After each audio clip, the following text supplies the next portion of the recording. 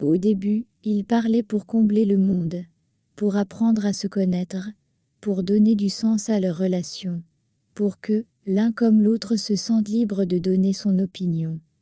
Clara et Julien pouvaient rester des heures à la table de la cuisine, même quand les assiettes étaient vides et le café froid.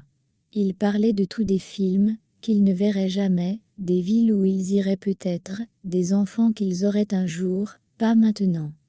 Des fois, au coucher ou au lever du lit, il ne manquait pas de mots pour traduire leur nuit, ou même d'histoires familiales des plus drôles aux plus lugubres.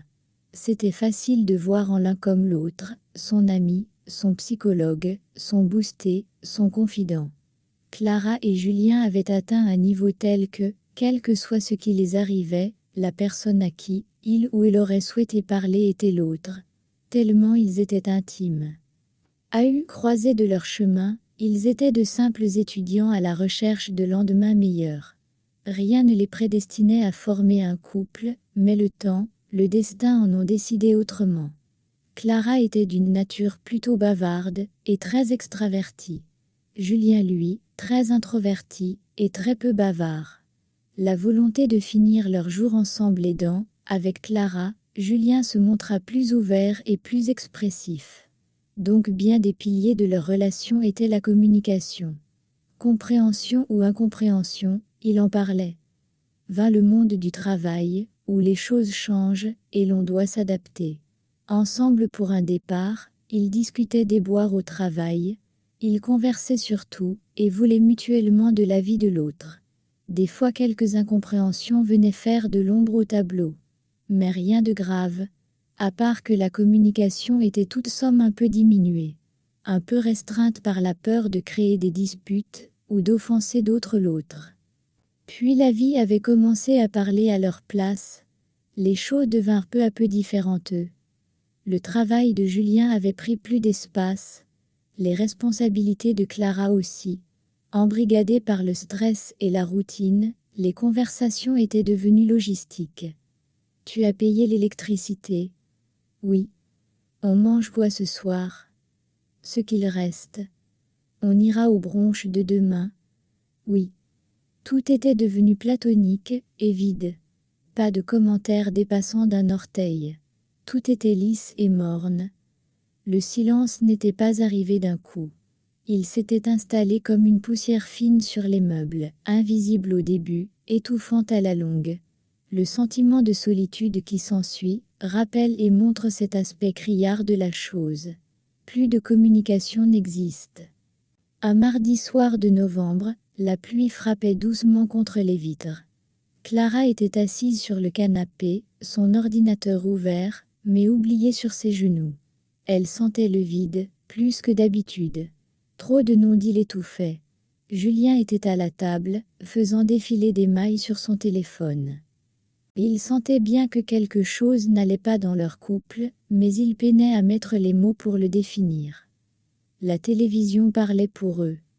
Clara leva les yeux. « Tu pourrais l'éteindre ?» Julien prit la télécommande sans répondre. Le silence qui suivit fut plus bruyant que le programme. « Tu n'as pas la sensation que, l'on ne se parle plus ?» dit-elle finalement après un instant d'hésitation. Il releva la tête, surpris. « Mais si, on se parle » dit Julien avec très peu de conviction. « Non, on échange des informations. Juste pour l'agencement des choses. » Sans argumentation ni parole superflue, nettes comme des robots en fait. Il voulut répondre, mais aucun mot ne vint. Il se rendit compte qu'elle avait raison, et que cette vérité lui faisait peur. Rien ne se faisait volontairement. Mais le résultat était tout de même là. Avec les différentes disputes qu'on a eu à avoir, je pensais que tu avais besoin d'espace, je ne voulais plus te contredire, ou me dire des choses qui ne te plairaient pas. Dit-il doucement. Clara secoua la tête. J'avais besoin de toi. Les mots semblaient rouillés, comme s'ils n'avaient pas servi depuis trop longtemps. Julien posa son téléphone face contre table, geste qu'il n'avait pas fait depuis des mois.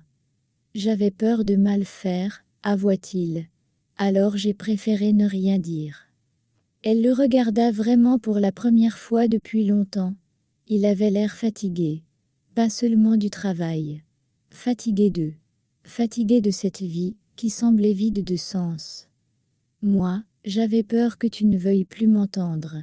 J'avais l'impression d'en faire des tons pour rien, ou de donner des avis non requis, dit-elle avec un sanglot dans la voix.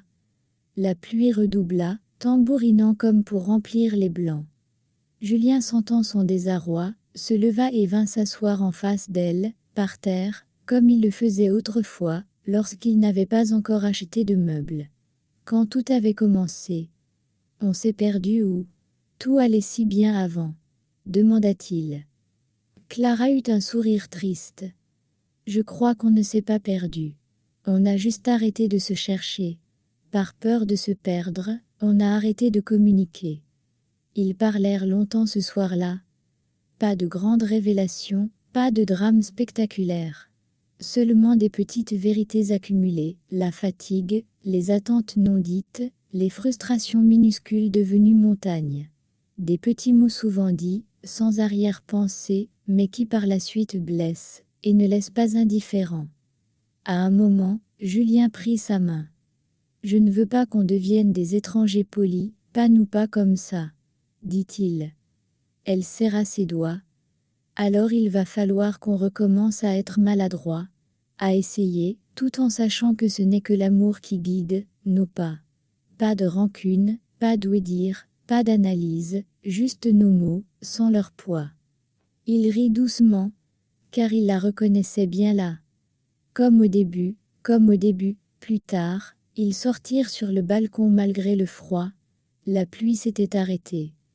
L'air sentait le bitume mouillé, et quelque chose de neuf, de frais, de durable, venait de se créer.